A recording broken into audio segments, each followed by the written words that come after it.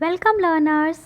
आज की इस वीडियो में मैं आपको इलास्टिसिटी ऑफ डिमांड को कैलकुलेट कैसे करते हैं, मींस इसके न्यूमेरिकल्स कैसे बनाते हैं ये बताऊंगी। तो शुरू करते हैं। पहला एक जो एग्जाम्पल है वो है कि इसमें दिया है when price is ₹10 per unit, demand of a commodity is 100 units. As the price falls to ₹8 per unit, demand expands to 150 units. Calculate elasticity of demand. Now, इस क्वेश्चन में क्या है कि जैसे हमें ये पता है कि हमारी ओरिजिनल क्वांटिटी क्या है, पहले 100 यूनिट्स थी और न्यू क्वांटिटी हुई 150 यूनिट्स। यानी जब हम 100 से 150 यूनिट्स पे शिफ्ट किए तो जो प्राइस में चेंजेस आया वो क्या आया, पहले की प्राइस थी ₹10 और अब की प्राइस है ₹8। यानी जैसे जब प्राइस कमी तो क्वांटिटी डिमांडेड क्या हुई, बढ़ गई, 100 से 150 पे आ गई। नाउ अब हम इसका चेंज निकालते हैं कि क्वांटिटी में कितने चेंजेस आए और प्राइस में क्या चेंजेस आए। नाउ जब हम 150 यूनिट्स को 100 यूनिट्स से सब्ट्रैक्ट कर देंगे तो हमें ये पता चल जाएगा कि 50 यूनिट्स जो है वो हमारा चेंज इन क्वांटिटी आया। यानी कि 50 यूनिट से क्वांटिटी डिमांड में चेंजेस आ रहा है। कब? जब प्राइस जो है वो 2 यूनिट से घट जा रहा है, ₹2 से जब प्राइस को घटा दिया जा रहा है तो 50 यूनिट्स ऑफ क्वांटिटी डिमांड में इंक्रीज़ हो रहा है। नाउ अब हमें चेंज तो पता चल गया कि किस तरह से चेंज हो रहा है।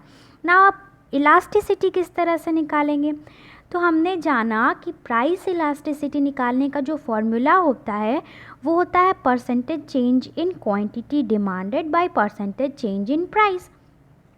तो अब इस फॉर्मूला से हम जब फॉर्मूला पे जब सारे नंबर्स को पुट करेंगे तो मेरा आ जाएगा -2.5।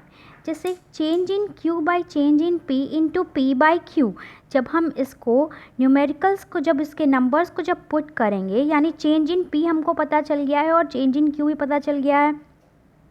प्राइस और क्वांटिटी डिमांडेड हम इसमें एक्चुअल वाला लेते हैं, यानी बेस, पहले जो भी प्राइस थी और पहले जो भी क्वांटिटी डिमांडेड थी वो लेते हैं, जो चेंज होके हो गई वो नहीं लेते हैं।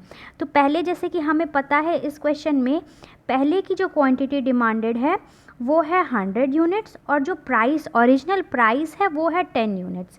तो अब इसमें हम यहाँ 10 यूनिट्स लिख देंगे जो ओरिजिनल प्राइस है और जो ओरिजिनल क्वांटिटी है वो 100 यूनिट्स लिख देंगे, और चेंज कितना होकर के आया ये भी हमें पता है। तो अब इस तरह से जब हम इसको कैलकुलेट करेंगे तो हमारा इलास्टिसिटी ऑफ डिमांड -2.5 आ जाएगा, और इस तरह से प्राइस इलास्टिसिटी ऑफ डिमांड को कैलकुलेट किया जाता है। ना एक और एग्जाम्पल देखते हैं।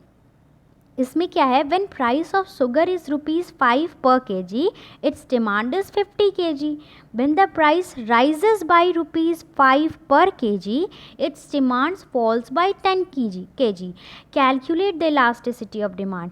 मतलब ये कह रहा है कि जब शुगर की जब प्राइस थी ₹5, ठीक है, तो पर kg, तो उसकी डिमांड थी 50 kg। नाउ जब प्राइस में ₹5 से इंक्रीज़ हो गई ना, यानी कि चेंज दिया हुआ है, ₹5 से प्राइस बढ़ गई, यानी कि अब प्राइस हो गई ₹10 की। तो जब ₹10 की प्राइस हो गई तो उसकी डिमांड जो है वो 10 kg से फॉल कर गई, यानी 10 kg घट गई। पहले थी 50 kg तो अब हो गई 40 kg ना। इस तरह से जैसे हमें अब पता चल गया कि ओरिजिनल क्वांटिटी डिमांडेड क्या थी, 50 kg, ओरिजिनल प्राइस क्या था, ₹5, यानी जब ₹10 की शुगर मिल रही थी पर kg तो डिमांड कितना था, 50 kg का। नाउ जब प्राइस ₹5 से इंक्रीज़ हो गई, यानी अब जो न्यू प्राइस हो गई वो क्या हो गई, ₹10 की, तो क्वांटिटी डिमांडेड घट जाएगा, क्योंकि प्राइस यहाँ जब बढ़ता हुआ बता रहा है, पिछले क्वेश्चन में प्राइस को घटा दिया गया था तो डिमांड क्या हो गई थी, बढ़ गई थी, लेकिन इस क्वेश्चन में प्राइस को बढ़ाया हुआ बताया जा रहा है तो डिमांड क्या होगा, घट जाएगा। तो डिमांड जो है जब प्राइस ₹5 से बढ़ रही है तो डिमांड क्या हो रही है कि ₹10 से घट रही है, यानी डिमांड अब ₹40 पर kg हो गई, 40 kg डिमांड हो गई। ₹10 पर केजी पे 40 केजी डिमांड हो गई। तो अब हम चेंज निकाल लेते हैं, चेंज इन क्वांटिटी क्या हो रहा है और चेंज इन प्राइस क्या हो रहा है। चेंज इन क्वांटिटी और चेंज इन प्राइस निकालने के लिए हम क्या करते हैं, ओरिजिनल क्वांटिटी या ओरिजिनल प्राइस जो भी होता है उससे हम न्यू प्राइस या न्यू क्वांटिटी को डिवाइड कर देते हैं, सॉरी सब्ट्रैक्ट कर देते हैं। तो चेंज इन क्वांटिटी निकल जाएगी हमारी -10 केजी, यानी क्वांटिटी में डिक्रीज़ हो रहा है, ओके। और चेंज इन प्राइस, प्राइस बढ़ रही है तो प्राइस मेरा पॉजिटिव रहेगा ₹5, ₹5 से प्राइस बढ़ रही है।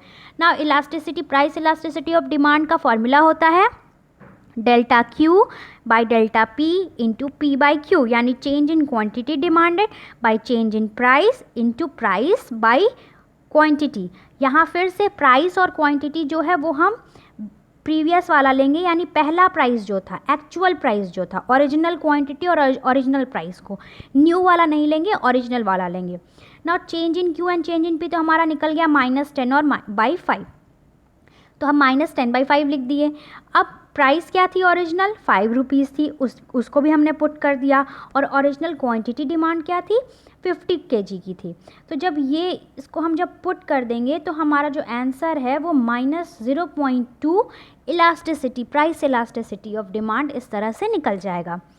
तो इस तरह से आज हमने इलास्टिसिटी ऑफ डिमांड को किस तरह से कैलकुलेट किया जाता है ये जाना। इस वीडियो में बस इतना ही। If you like my video, please like, share and subscribe to my channel. Thank you.